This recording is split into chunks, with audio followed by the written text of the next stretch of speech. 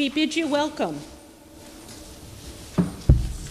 I am Janine Fabiano, the president of this congregation, which was founded 200 years ago tomorrow as the First Universalist Society of Reading. We bid you welcome, members, friends from far and near. We bid you welcome, ministers who have served this congregation, some who have traveled from as far as California, Montana, Maryland, and Chatham, Massachusetts, to help us mark this important day. We welcome ministerial colleagues from Wakefield's interfaith community and from the larger Unitarian Universalist world. We welcome civic leaders. We appreciate that you understand the importance of faith communities such as ours in the life of this local community. We welcome members of the choir who join us today from churches in Wakefield, Unitarian Universalist congregations, our own Rise Up Singing group, and other places. Welcome instrumentalists, and a special welcome to our church musician, Alla Veshnevitsky. Welcome all. We draw the circle wide. 200 years, this congregation and the wider community have seen its share of both difficulties and celebrations. We bid you welcome to this time of celebration. Celebration of this congregation, celebration of Unitarian Universalism in the 21st century, celebration of the place of faith in this community and all communities, especially in their darker days we have recently seen. Today, our day is to celebrate. Let us begin with hymn number 298, which can be found in your gray hymnal in the Singing of Living Traditions. Please rise in body or in spirit and sing, "Wake Now Our Senses."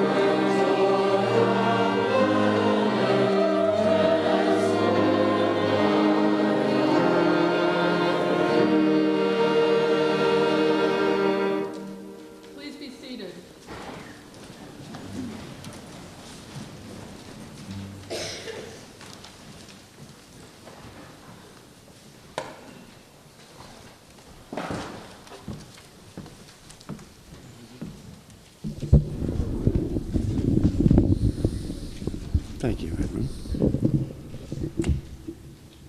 My cup truly runneth over.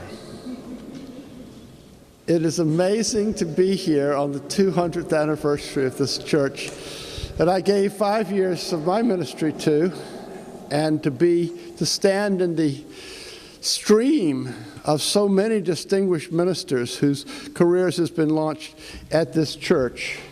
I just mentioned one, Albert Ziegler, one of the so-called humiliati coming out of Tufts, who brought that symbol to Universalism. It was the first symbol, a Universalist symbol, the off-centered cross in use anywhere in the country, here in Wakefield. You have a lot to be proud of your tradition, so what I have chosen is a statement of Universalism from Quillen Shin, 1900. All means universal. Universalism means all. It is from the word universe. There is nothing good in the universe which it does not include. As a system of belief, it includes all that is good and true in all religions, ancient and modern, in all systems, in all philosophies, in all churches, in all worlds, and in all the universe. Blessed be. On this glorious day, for this glorious occasion, we light this chalice in celebration of the inspiration, the determination, the sacrifice, the grit, the humor, the sharing and more that for 200 years has enabled this congregation to uphold Universalist and Unitarian values in this community.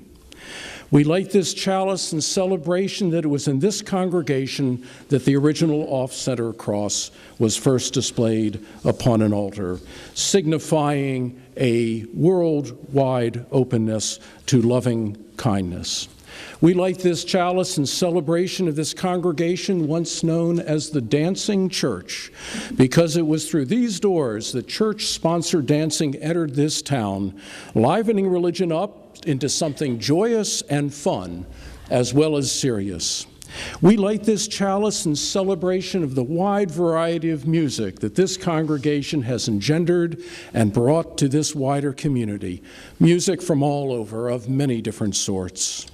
We light this chalice in celebration of the officers, of the church mice, of the religious education teachers and volunteers of every kind who breathed life into these walls to keep this faith vibrant through good times and through hard times.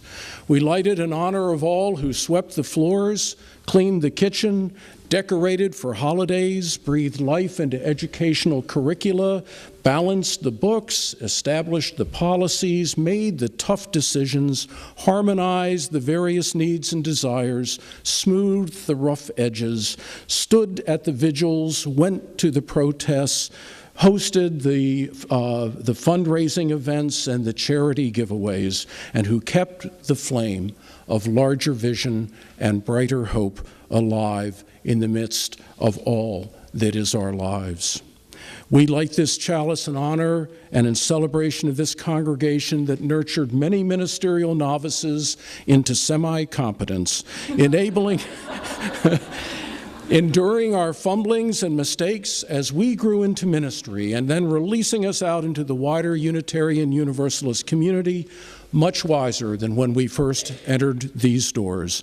And so we give thanks for this teaching congregation. And when you weren't teaching, you were growing up wonderful ministers from within your own midst. And finally, we light this chalice in celebration of this continuing congregation, which proves to all that you do not have to be big to bear witness, to stand up for what is right, to show compassion and do justice, to make this wider community and thus the wider world a more loving place.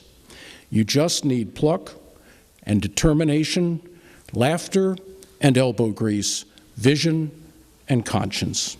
So, for the past 200 years and for 200 more of such wide-hearted love, we light this flame and lift up our hearts. Reverend Matty Safantis, members of the clergy, members of the Unitarian community, Chairwoman Betsy Sharon, who's with us this morning, and friends. It is my very great pleasure to be here on behalf of the Wakefield Board of Selectmen and the town as a whole to say a few words to commemorate this historic event as we celebrate the bicentennial establishment of the Wakefield Unitarian Universalist Church. Growing up in Wakefield, it is very easy to understand the profound influence that this institution has had on the community it calls home, that I call home.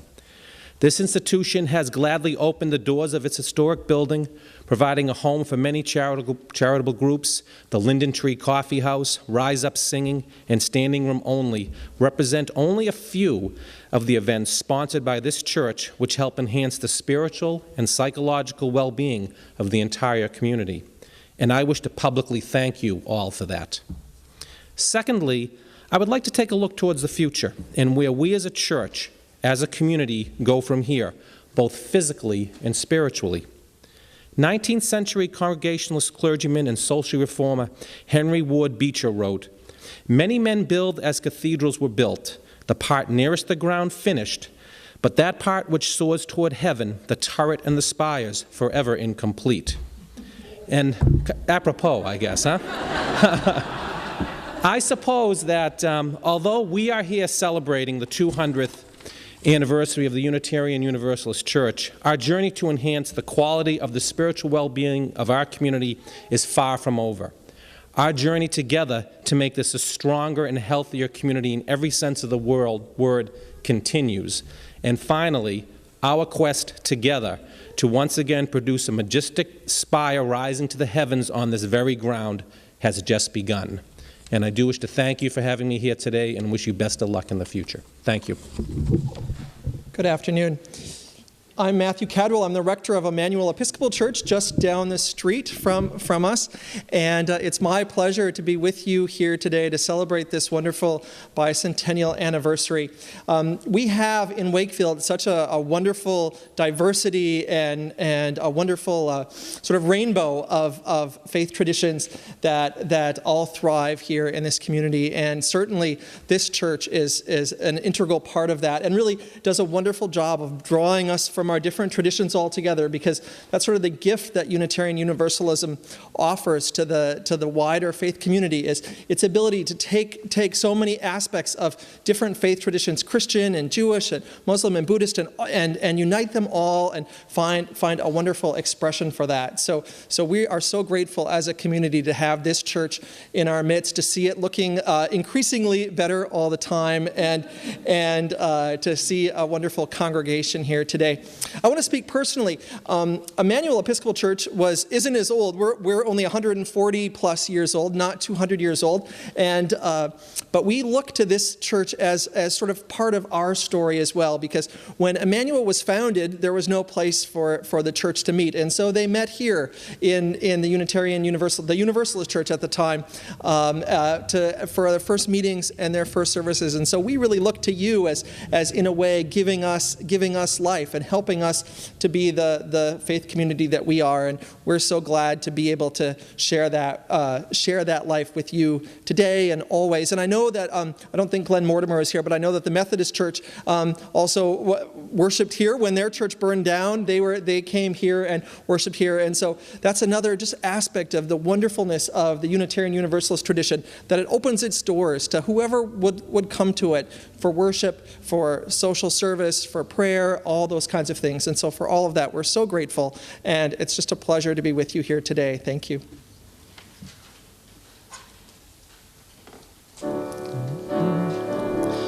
Draw the circle wide. Draw the circle wide. No one stands alone, we'll stand side by side. Draw the circle wide. Draw the circle wide. Draw the circle wide.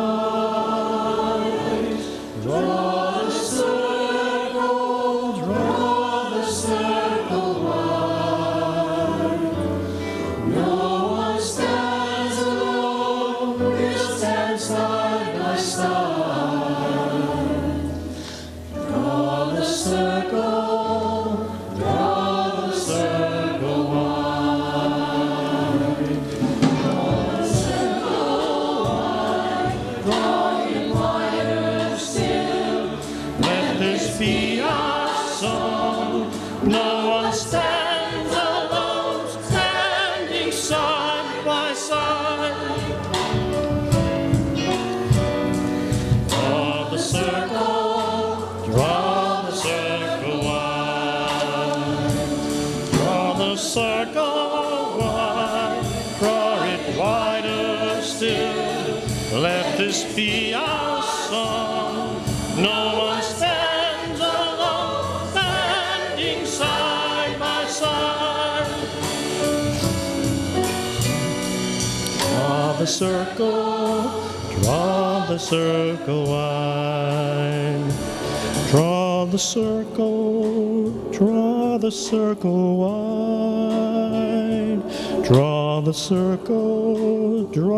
circle wide.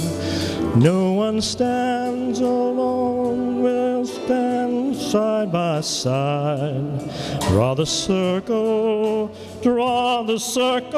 wide.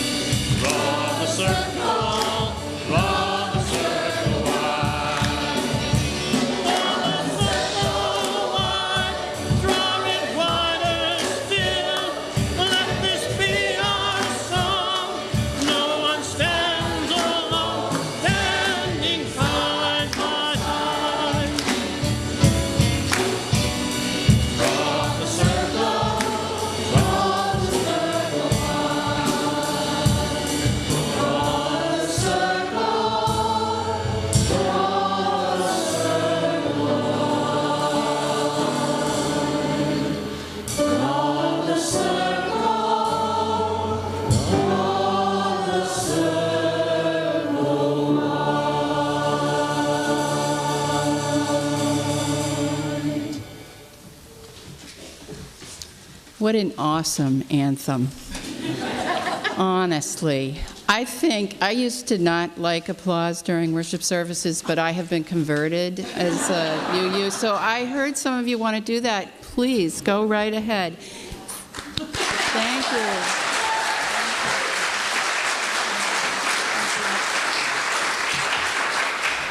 you. Unitarian Universalist Church of Wakefield, after 200 years, you are here. And you do not stand alone. And I am here to tell you from the Mass Bay District, your Mass Bay District, Board of Directors, and the staff, we all want you to know that we stand side by side with you. We are your district, and you are us. We are all in this together. We are not apart. And we are so glad that the Unitarian Universalist Church of Wakefield not only exists after 200 years, but lives on and loves on as part of our faith community and part of our wider community. Congratulations for being here. Hello. My name is Tony Fisher. I bring you greetings from the Unitarian Universalist Community of Andover-Newton students, or UUCANs. I understand that at its inception they momentarily thought about Unitarian Universalist Community at Andover-Newton Theological School, but UCANTS doesn't fit our organization or our movement. More important, I stand here as a representative of the wider community of seminarians from Andover-Newton to Harvard and all the other Boston area theological schools, seminarians who have benefited from the generosity of this congregation, who has opened up its sanctuary and its pulpit to ministerial students so that they could practice the art of worship within the embrace of a caring community.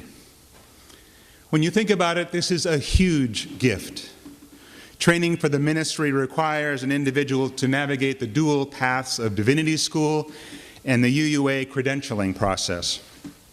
But the real challenge is when you are done and begin to look for a church and you realize that every church is looking for someone who can step confidently and comfortably into the role.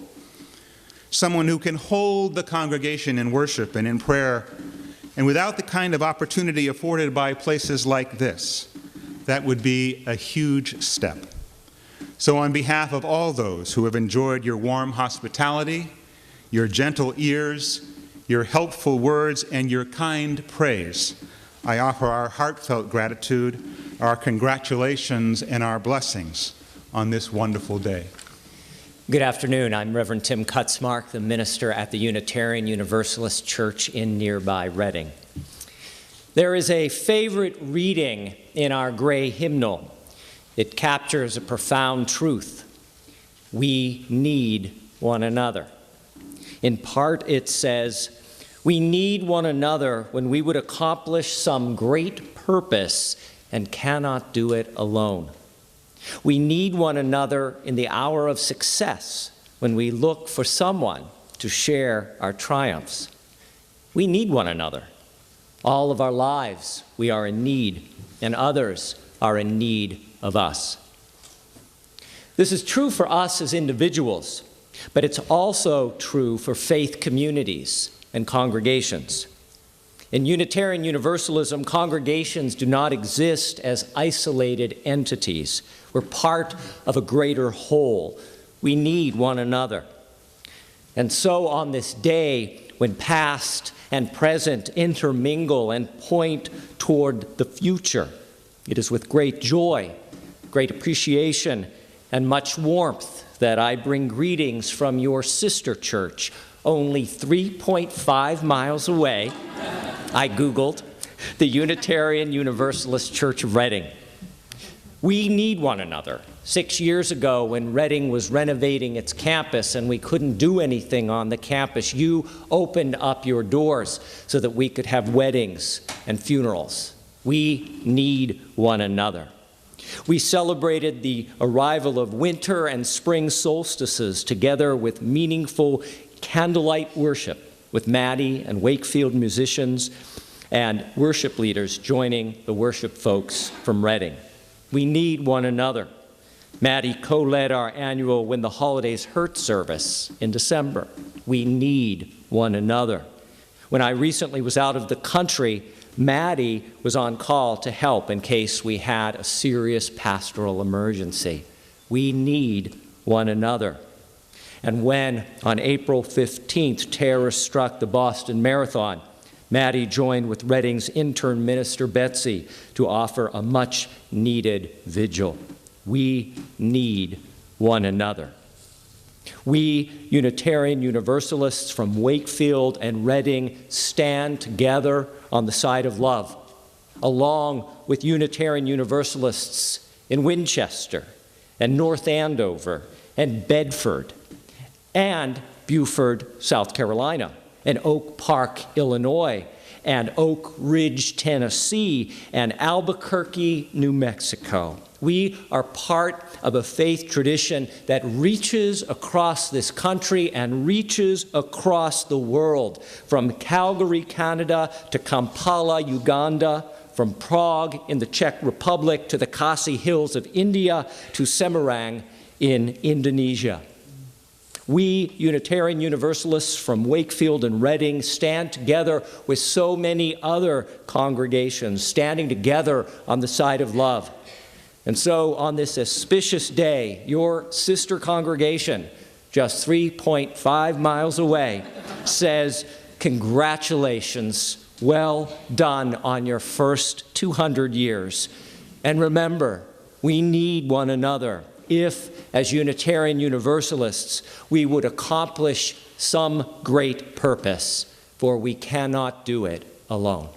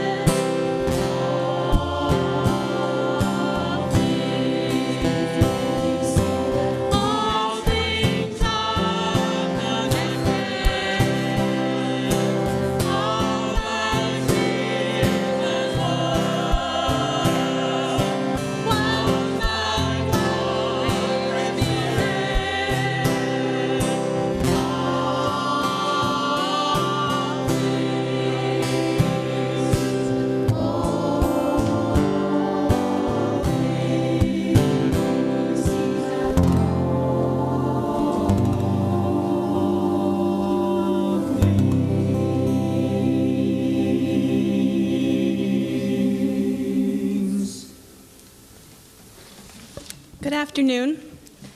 My name is Carol Allman Morton, and I grew up in this community.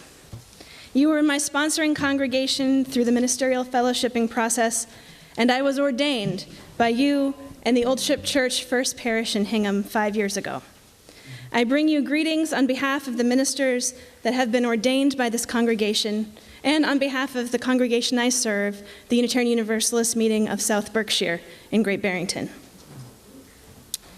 Just last weekend, I was installed as the settled minister in my congregation in Great Barrington, after serving as consulting minister for the past 4 years. In celebration of the installation, my aunts Anne and Sue put together an amazing gift for me. They sent me a photo of my grandfather, Robert Allman, a member of this congregation that some of you may have known, that was taken in Paris during World War II, along with a Unitarian Lenten devotional from 1941 that he carried in his uniform pocket through the whole war. Anne also included a letter with stories about my grandfather and noted for me the pages in the devotional that seemed the most worn, with the most underlines and notes. You may not be surprised to learn that among the most marked pages were those on sorrow and death. And this is a very brief excerpt from the passage on sorrow. Life is a strange medley of meetings and partings, of glad salutations and sad farewells, of joy-wreathed faces and tear-stained cheeks. Too intimate for analysis, too august for exposition, too short for hate, life is just enough for love.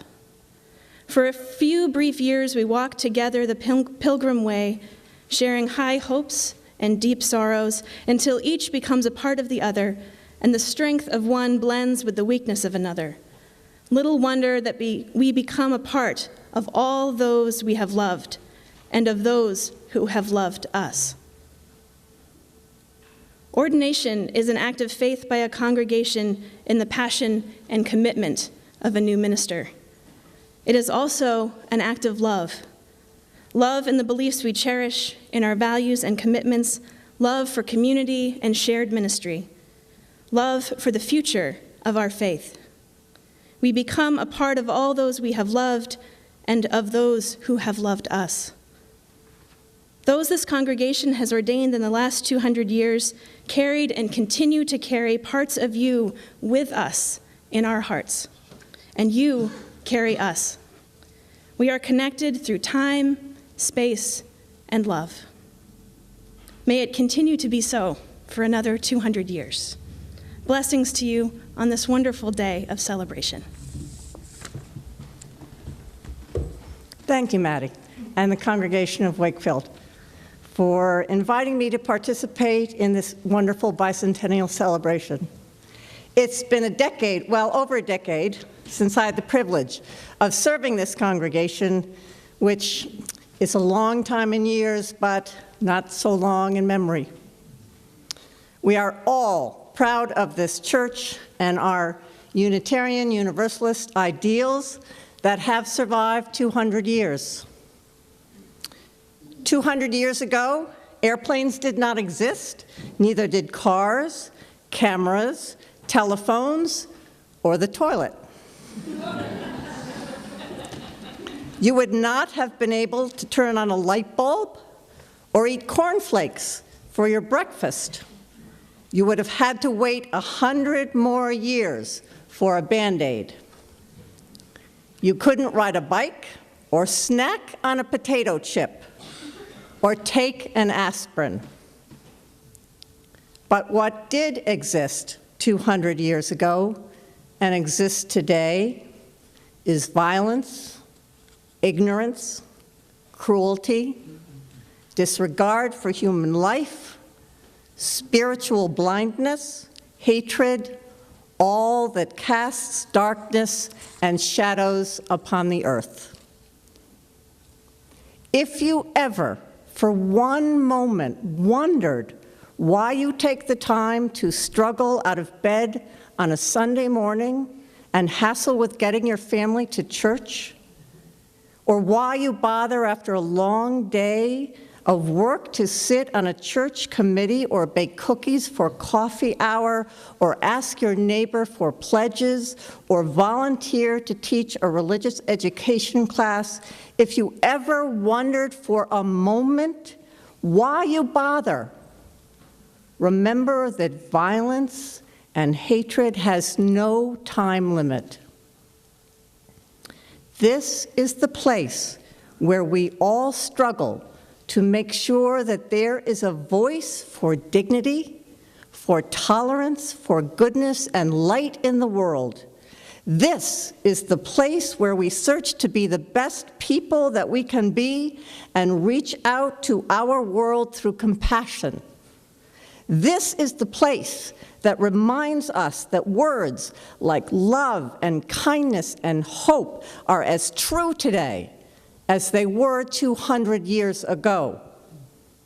Because, of course, love has no time limit as well. It is just a lot harder to love than to hate.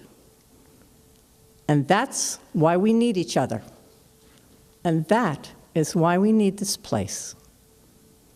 Thank you very much for letting me be a part of all of that. It's my very special privilege to introduce you to Katie Daftery, and I could tell you a long story about how this next piece of music came about.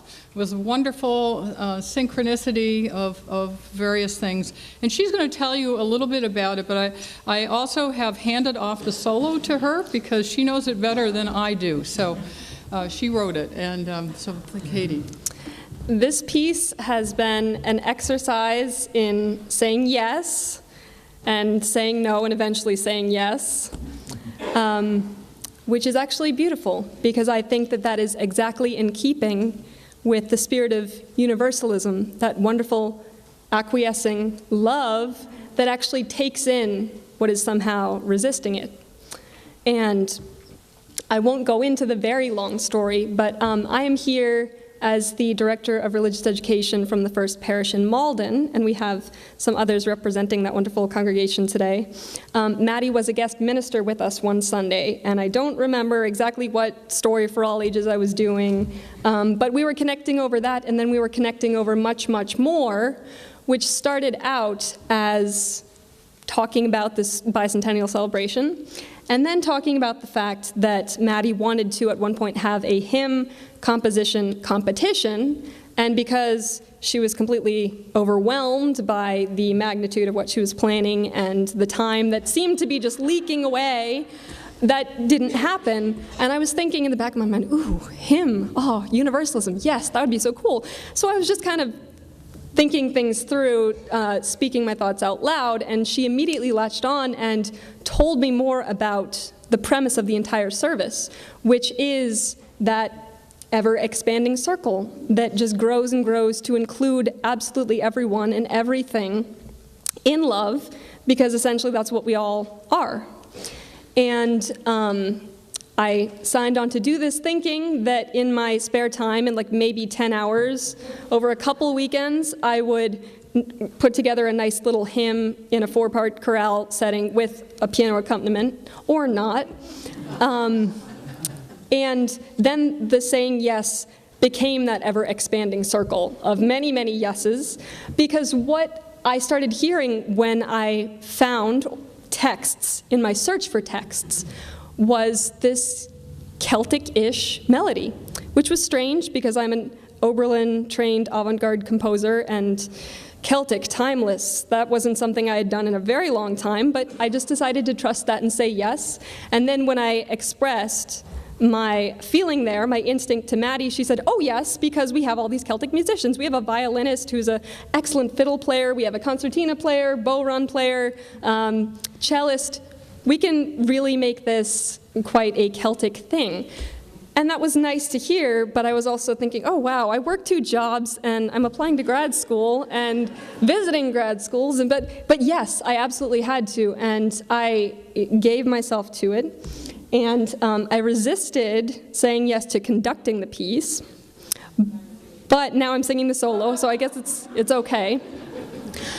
I want to draw your attention to an insert in your order of service, which is the refrain that the congregation is invited to sing. And you'll notice that the words are from one of the anthems this choir already sang, Draw the Circle, words by Gordon Light.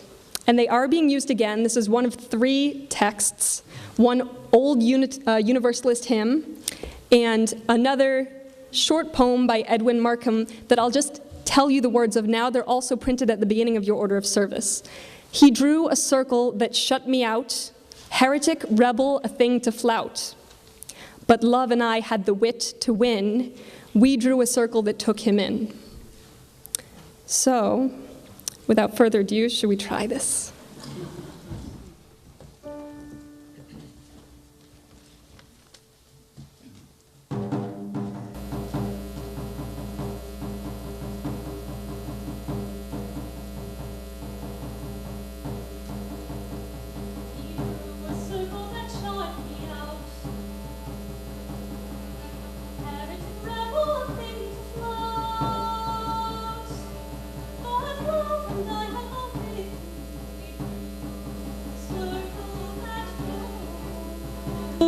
Him in.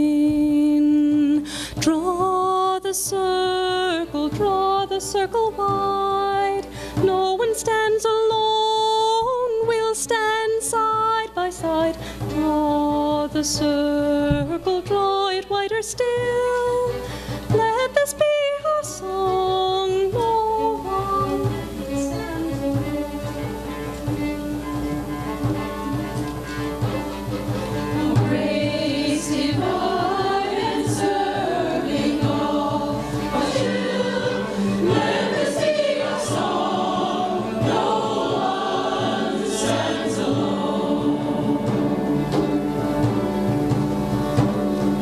The sun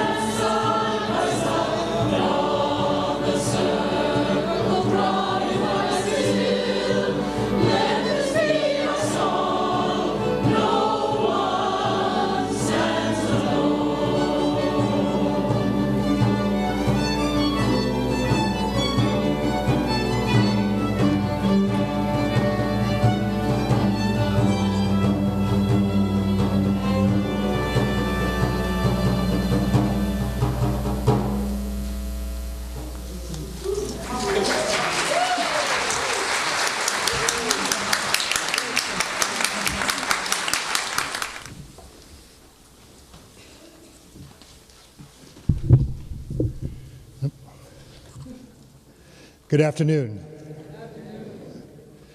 Before I begin, let me just say how honored I am to be invited to be the preacher for this occasion.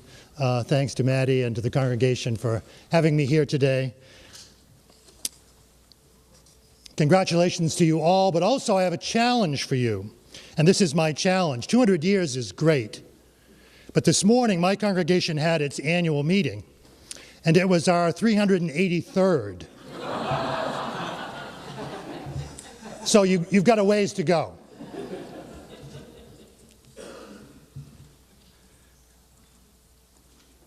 It was 200 years ago today. Sounds like an exponential version of it was 20 years ago today when Sergeant Pepper taught the band to play.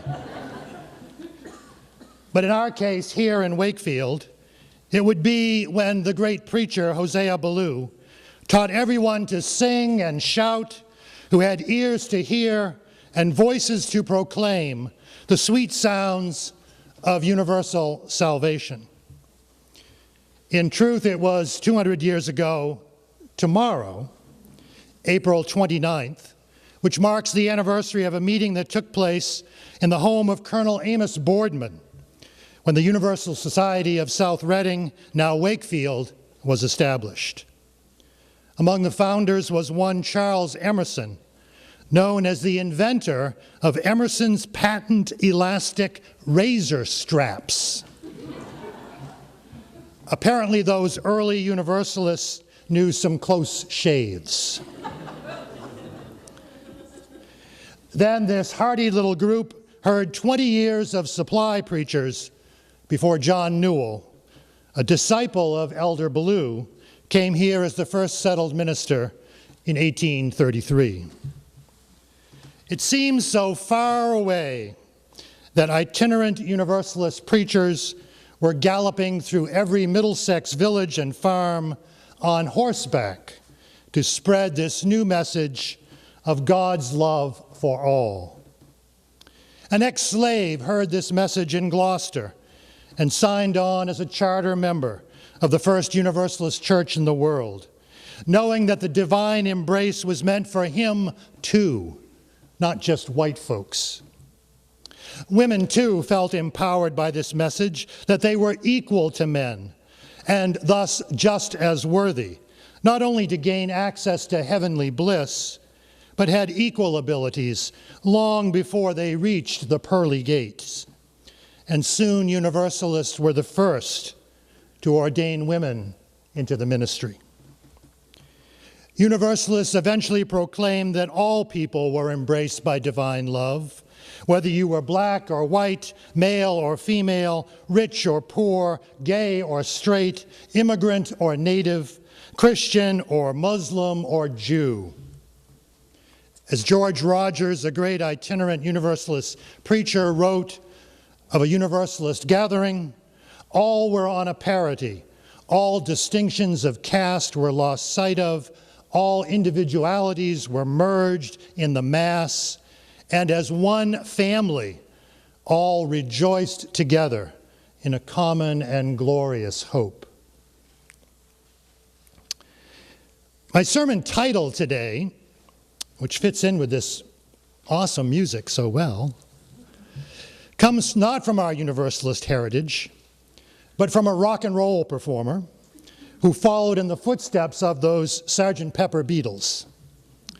Alone Together is the title of an album by an obscure singer-guitarist named Dave Mason. Mason had been a member of one of my favorite bands, an equally obscure group called Traffic, whose members included a less obscure fellow by the name of Steve Winwood. Now, if you don't know who Steve Winwood is, then you can go back in the high life again and seek a higher love. For Mason, Alone Together probably epitomized the pain of the breakup of Traffic, as Mason was then alone and drifted into real obscurity after the togetherness of being part of that larger creative whole. Well, today I want to use that metaphor of being part of early Universalist congregations and preachers who were together imparting an inclusive and radical message of salvation, but then lost their way, broke apart, if you will, and felt alone and bereft of a larger mission to the world. At the time of their consolidation with the Unitarians in 1961, they had been in decline for nearly a century. The ultimate test is whether that original togetherness is alive in our 21st century message of Unitarian Universalism. What I loved about that album, Alone Together, and I brought it with me, is that it was pressed in rainbow colors. It wasn't black like all the other albums. Amazing.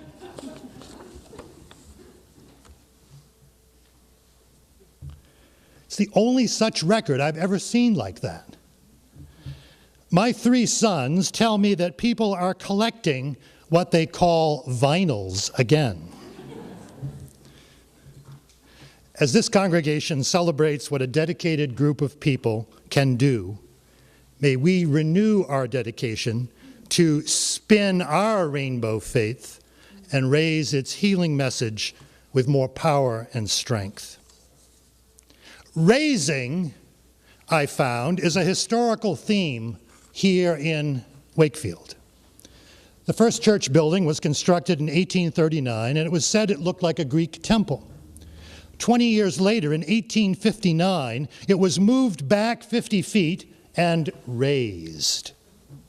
Then in 1877, the whole building was raised again, 6 feet, higher and higher. Even later, the fire in 1939 did not stop the Universalists here in Wakefield from raising a new structure.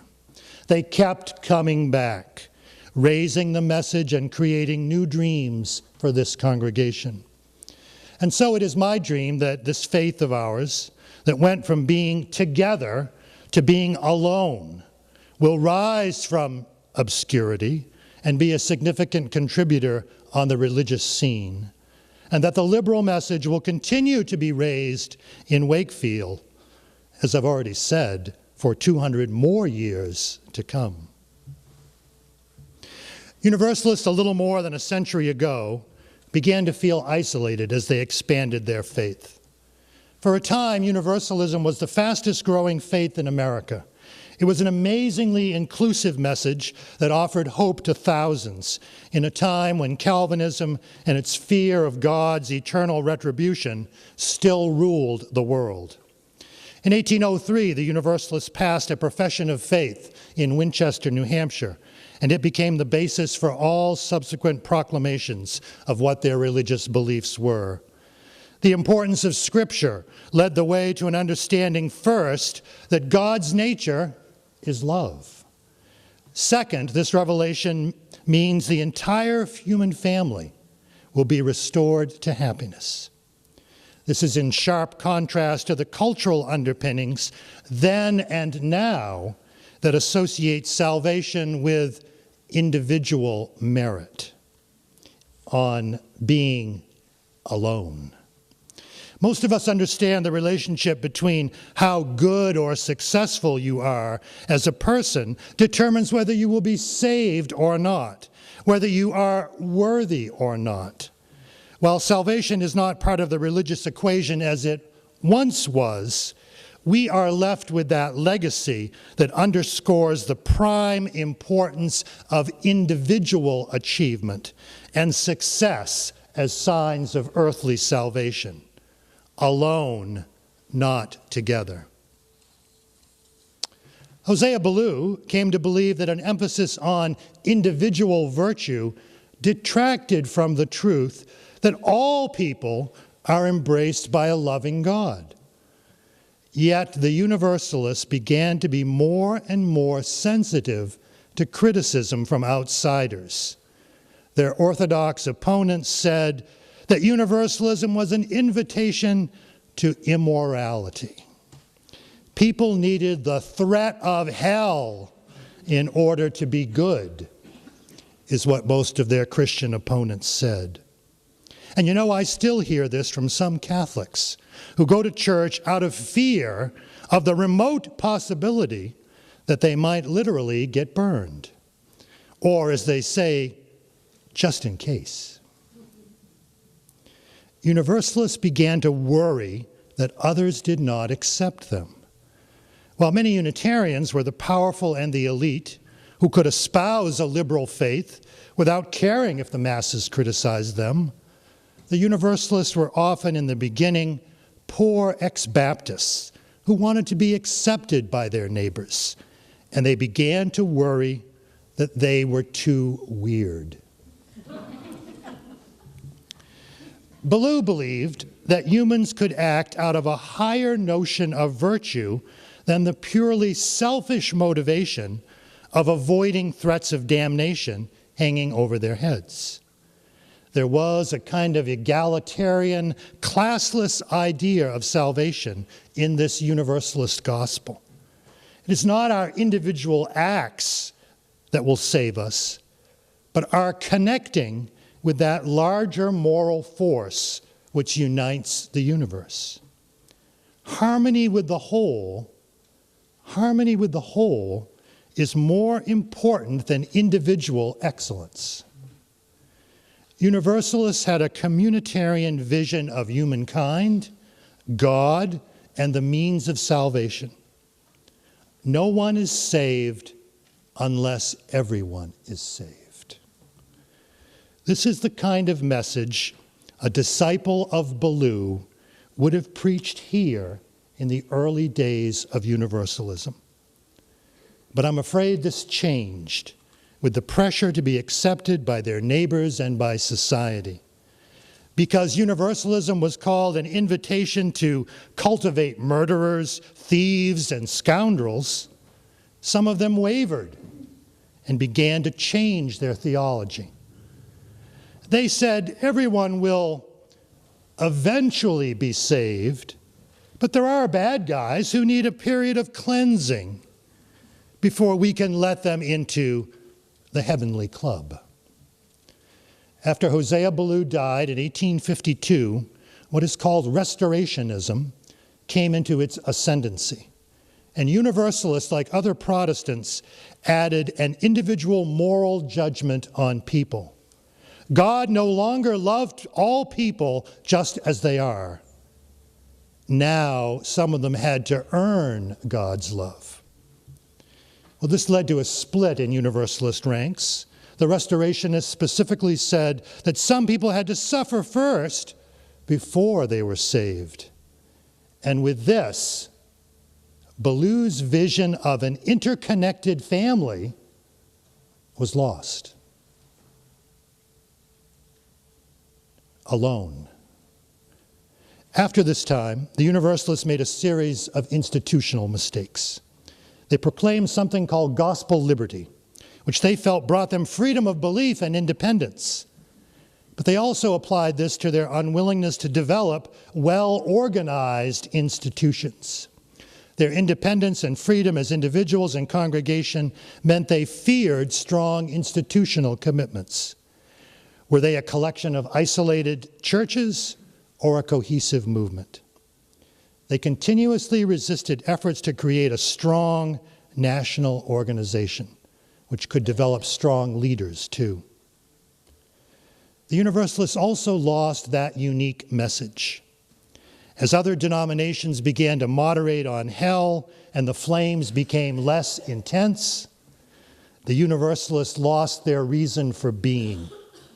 The obvious message to embrace might have been similar to what the Unitarians began to do, which was move away from being so specifically Christian and embrace a more universal, natural religion. This would have fit beautifully with their initial vision of an interconnected humanity. But they didn't do it, partly because they wanted to be acceptable to others.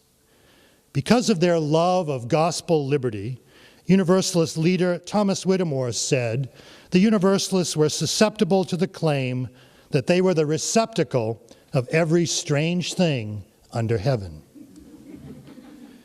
In response to this fear of appearing to others as a faith that included the bizarre and the ridiculous, they made the Winchester profession a required statement of belief, which made them a confessing church rather than a free church. This led to the Bisbee heresy trial, where a poor minister from Minnesota was hounded out of the denomination because he denied the biblical miracles. While the required statement was removed after 1900, the trend toward fearing the shift away from Christianity gripped the Universalists. Later, they tried to join the precursor to the National Council of Churches, but were rejected because they did not believe in Christ. They were so concerned about how they were perceived and whether they were Christian or not, they abandoned their religious vision in favor of retrenchment. Their paranoia that they were not normal Christians or about being too radical prevented them from preaching a dynamic message of inclusiveness. This, coupled with their suspicion of a strong national organization, was too much to overcome. Now, in recent years, it's been popular to hold up Universalism as a warm religion of the heart, and Unitarianism as an overly rational religion of the head. While it's good to affirm our desire for spiritual foundations to our faith, I'm not one who subscribes to this trend. I think the great power in the Universalist message was present in that initial vision, that vision of blue. Out of fear of being accepted and acceptable in the sight of other religious groups, most especially mainline Protestants, the Universalists failed to evolve and embrace the giant word they were sitting on: universalism. When I was researching this sermon at the UUA a couple of weeks ago, I ran across an essay by the early 20th century Universalist leader, Frank O. Hall. Hall wrote in April 1913, 100 years ago, about what he expected of 20th century Universalism. He said, "Has the Universalist Church accomplished all it aimed to accomplish?" He spoke of the great accomplishment of acting as a leaven to mainstream faiths. Was their work done? He said no. But still, he said, we must do some more kneading and act on the principles we profess to believe. Now, 200 years from the founding of this congregation and 100 years out from that era when decline seemed inevitable, is more kneading still possible? It seems to me that one thing that distinguishes the early Universalists from the later generations is that they were not tentative about their faith. The later generations gave in to public opinion and criticism too often and were afraid to shout out about the beauty of their faith to all who would hear. They did not want to look, appear, or act different from anyone else. While everyone wants to be accepted, you might think that this is no longer an issue among Unitarian Universalists. In fact, it sometimes seems that today we even embrace that we are different too much and cultivate the marginal for the sake of justice while ignoring the mainstream. While we may act on our principles to fight for equal marriage or eat ethically or be active in our local communities, I think there is still a big part of us that is tentative about our faith.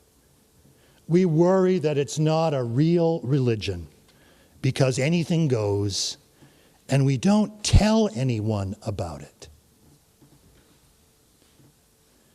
Much of that Universalist tentativeness came out of the fact that they were not a confessing church, and the rest of the culture seemed to pressure them into wishing they were. They were a free church. But the ramifications of that freedom were never fully embraced.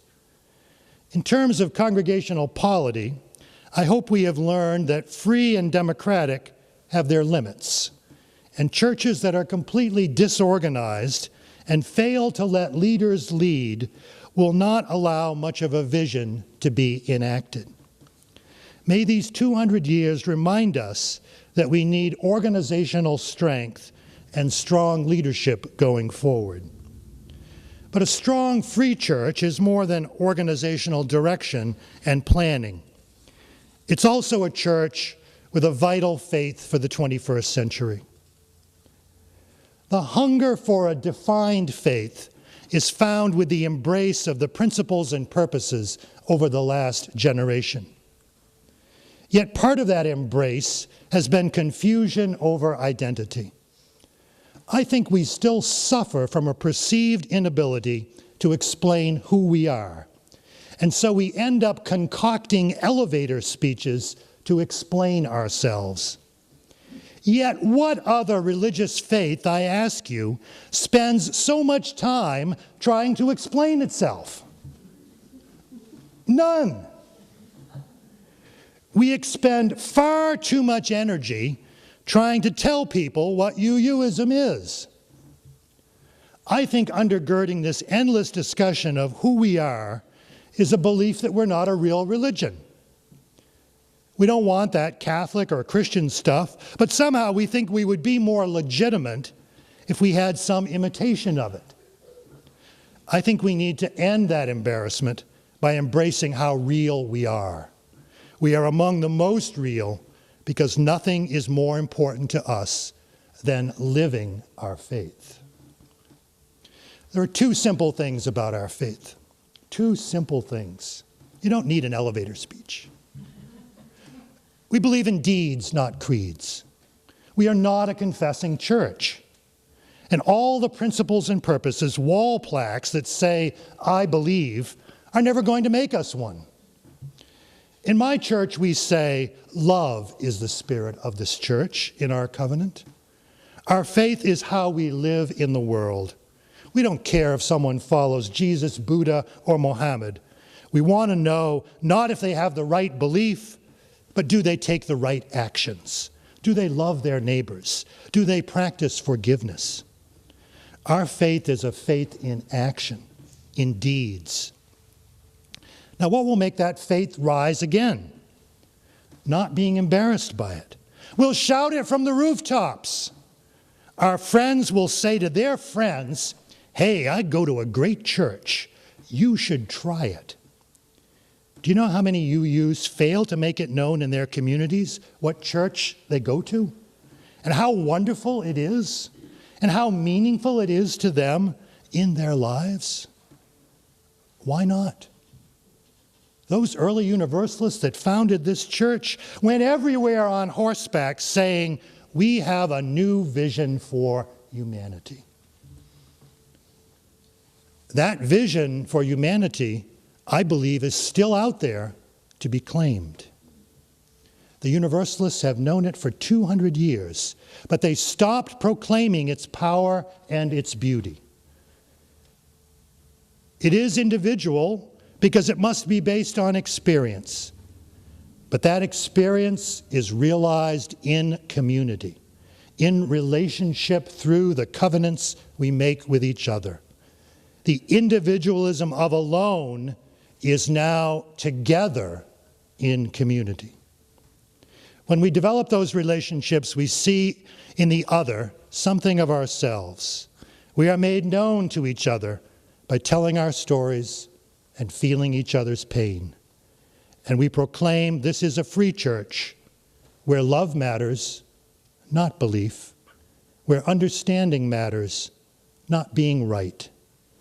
The old Universalists said there is a common interconnectedness that supersedes all individual faiths. Getting beyond the fears that divides us is crucial, especially in a time where many live in fear and respond to that fear by lashing out. Unitarian Universalists came together to proclaim that there is one source of abiding love that gives us hope for the future of humanity and the world. in the wake of last week's tragedy and pain, we see that one love is the only hope to bring all faiths together in a bond of the unity of our spirits. May we proclaim it a little louder and a little more publicly, so that the tears in the fabric of humanity have a chance to be healed. Amen.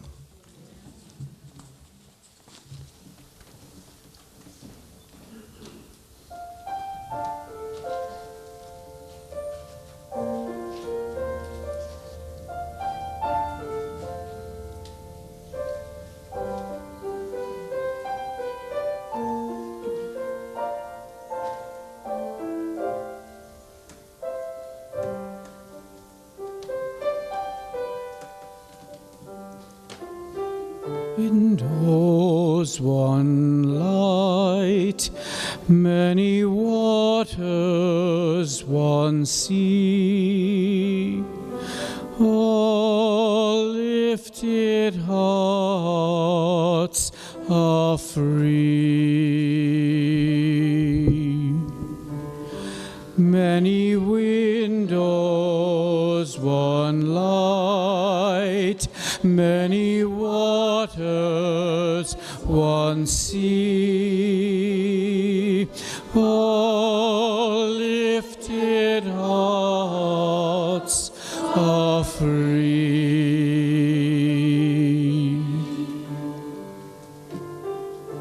In the Talmud of the Jewish tradition, the sage Hillel said, "What is hateful to you, do not do to others.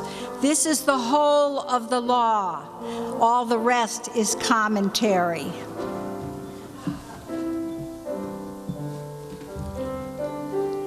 In the Hindu legend of the Mahabharata, the divine Krishna declared, "This is the sum of duty. Do nothing unto others which would cause pain if done to you." It is written, it is taught, may it be so. Many windows, one light, many waters, one sea, all lifted hearts are free. In the Gospel of Matthew, in the Christian scriptures, the Messiah Jesus says, "Whatever you wish that others would do to you, do so to them."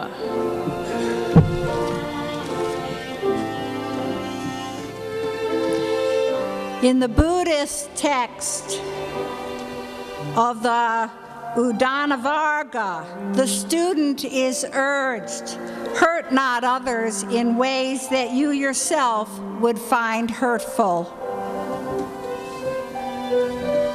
It is written, it is taught, may it be so.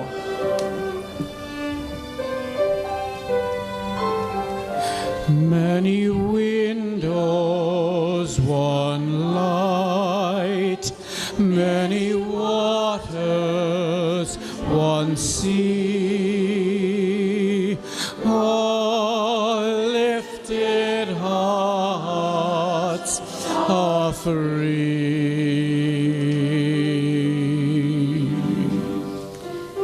In the Muslim hadith of al-Nawawi, the Prophet Muhammad teaches, "No one of you is a believer until he desires for his brother that which he desires for himself."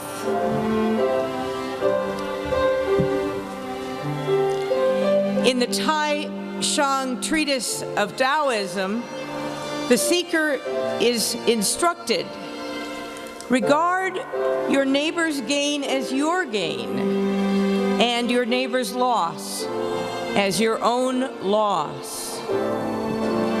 It is written, it is taught, may it be so. Many windows, windows, one light, many waters, one sea, all lifted hearts offering.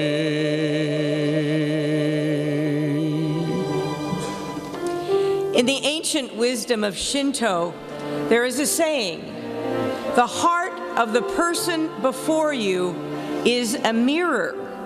See there your own form. The Oglala Lakota spiritual leader, Black Elk, wrote, "All things are our relatives. What we do to everything, we do to ourselves." It is written, it is taught. May it be so.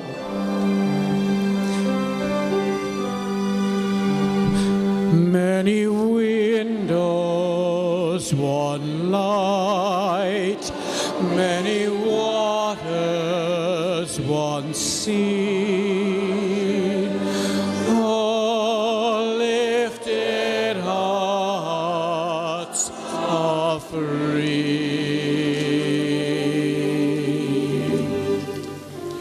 Shanti, Shalom, Hasiti, Salam, Hewa, Dolihi, Pax, Paxomir. Shanti, Shalom, Hasiti, Salam, Hewa, Dolihi, Pax, Paxomir. Shanti, Shalom, Hasiti, Salam, Hewa, Dolihi, Pax, Paxomir. Shanti, Shalom, Hasiti, Salam, Hewa, Dohihi, Pax, Paxomir. Shanti, Shalom, Hasiti, Salam, Hewa, Dohihi, Pax, Paxomir. Shanti, Shalom, Hasiti, Salam, Hewa, Dohihi, Pax, Paxomir.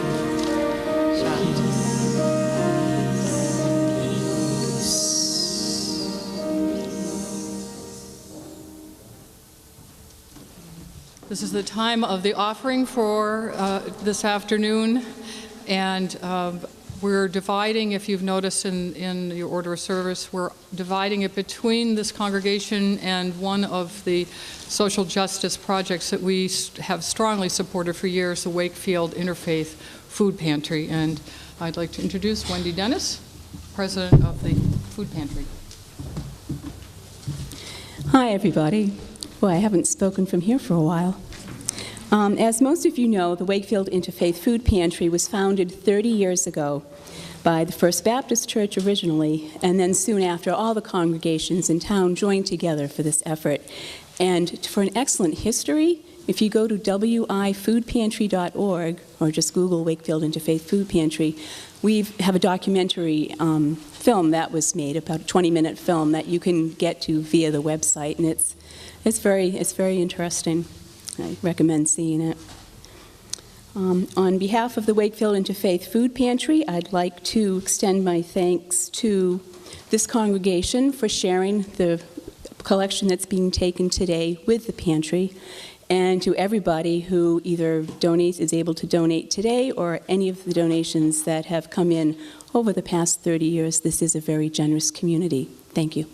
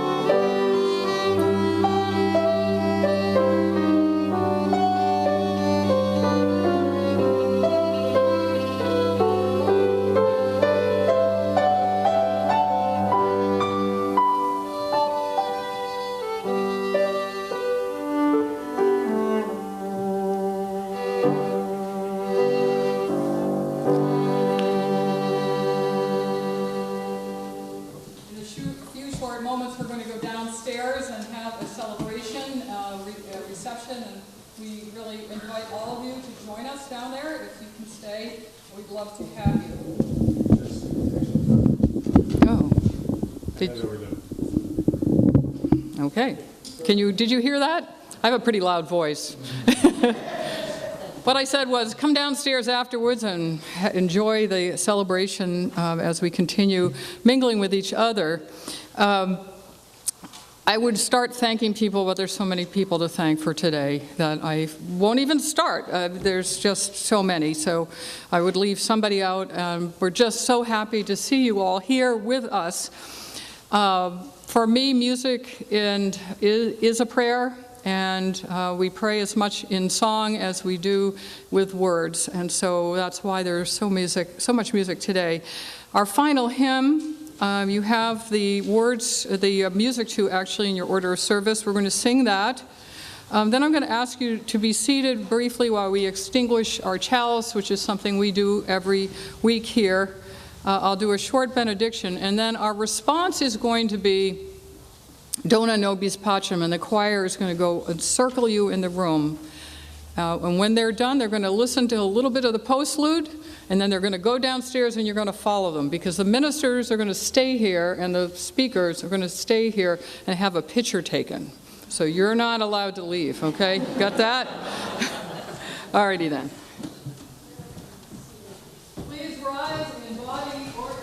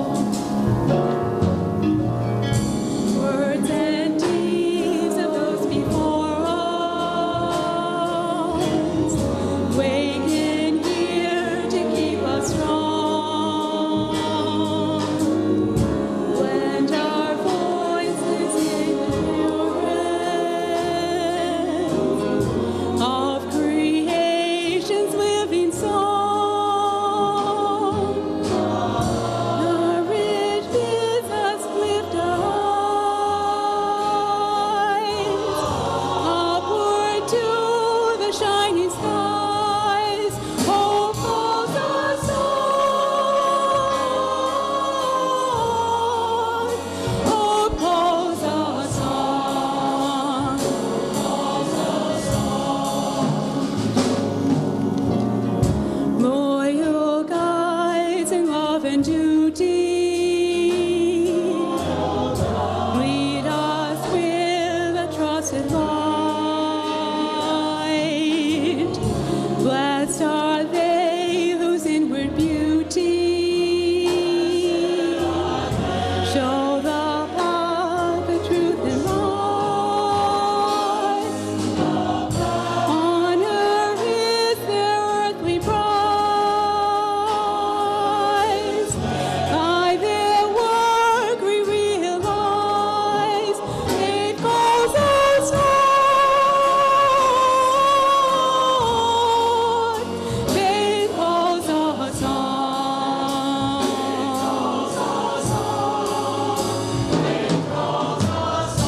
We have shared a radiant hour when the truth has made us free, and the Spirit's gracious power dreamed of good that yet shall be. Bright the path before us lies. Joyful pilgrim, now we ride. Life calls us on. Life calls us on. Life calls us on. Life calls us on. Life calls us on. Life calls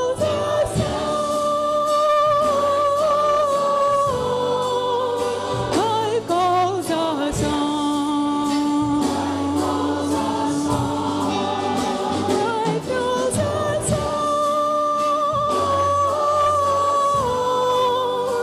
Life calls us on.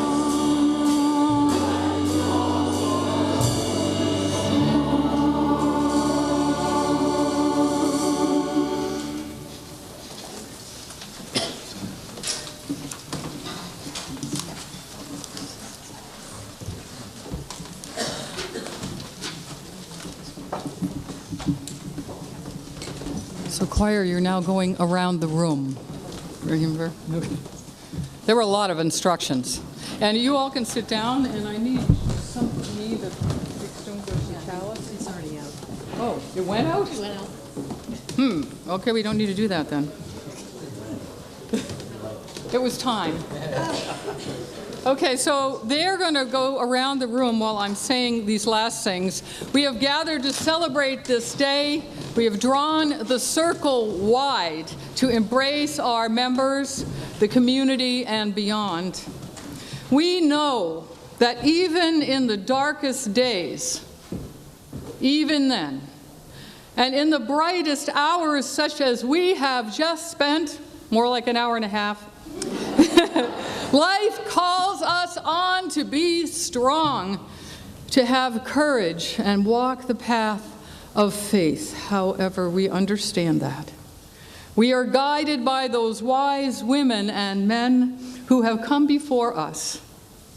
And we look ahead to live our song of today, our song of hope and faith and love.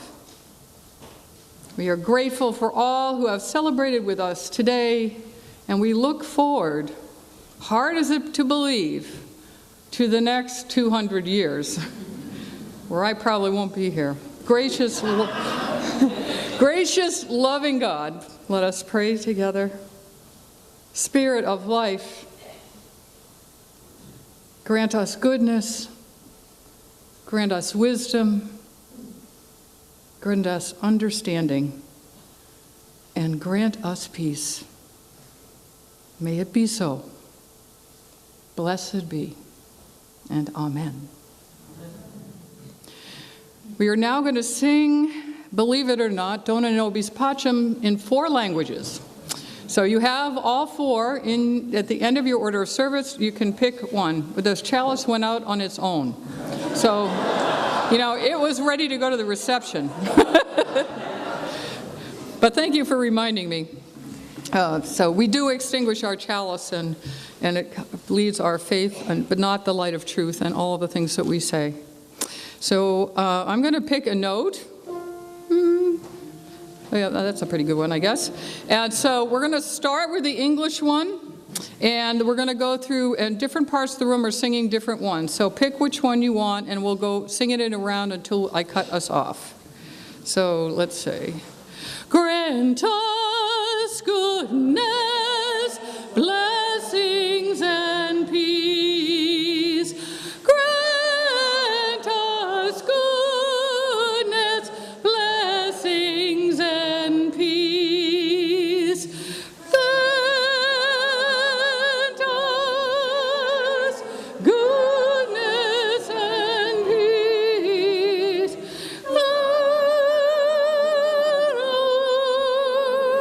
Goodness and peace.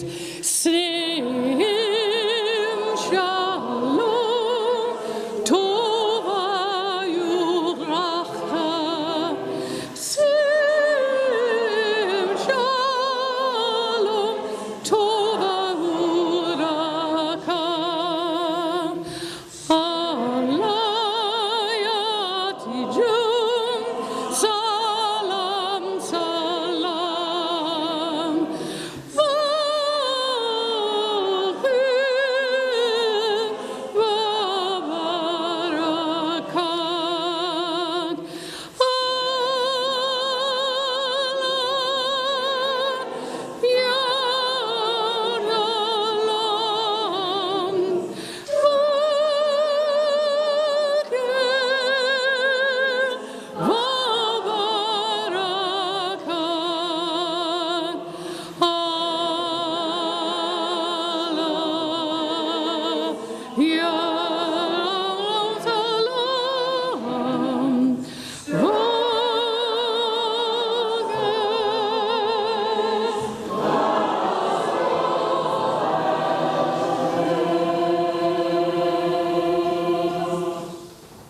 And Edmund will take us out.